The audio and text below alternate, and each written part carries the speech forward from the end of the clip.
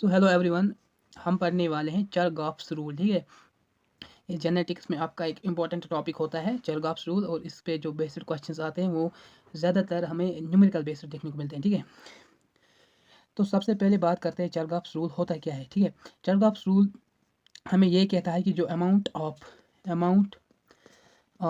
Adenine होता है वो इक्वल टू होता है अमाउंट ऑफ थाइमिन। मतलब जितना अमाउंट एडेनिन का होगा डीएनए में उतना थाइमिन का भी होगा। और दूसरा पॉइंट इसका यह है कि amount of cytosine is equal to amount of guanine. मतलब डीएनए में जितना साइटोसिन की परसेंटेज होगी, जितना साइटोसिन का अमाउंट होगा उतना गोनिन का भी होता है। ठीक है, अब हमें क्वेश्चन क्या देखने को मिलते हैं इस चरगॉफ्स रूल के बेस पे। देखिए, मैं आपके सामने एक क्वेश्चन करूंगा और आपको देखना है वो क्वेश्चन।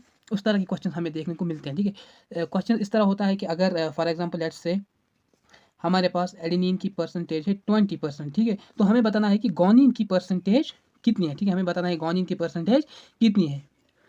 तो इस क्वेश्चन को करने के लिए सबसे पहले हमारे पास जो चरगॉफ्स रूल है हमें यह कहता है कि एडेनिन की अमाउंट होगा उतना ही थाइमिन का होगा, और दोनों का जो अमाउंट है वो 20% है। इसका मतलब दोनों का मिलाकर जो अमाउंट है वो होता है 20% प्लस और 20%। ठीक है, जो कि आता है 40%। ठीक है, अब ये 40% आया तो साइटोसिन प्लस गोनिन का जो परसेंटेज होगा वो होगा 100 माइनस 40%। ठीक है, उसका मतलब ये हो गया कि गोनिन प्लस साइटोसिन हमारे पास 60% है। और हमें ये मालूम है कि जो चरगॉफ्स रूल का स्टेटमेंट है वो ये कहता है कि जितना साइटोसिन का परसेंटेज होगा उतना ही गोनिन का होगा एक डीएनए में। ठीक है, और अगर दोनों का 60 है दैट मीन्स गोनिन का परसेंटेज होगा 60/2, जो कि इक्वल आता है 30% के। सिमिलरली साइटोसिन का भी परसेंटेज होगा 30%। ठीक है, इस तरह का क्वेश्चन हमें देखने को मिलता है।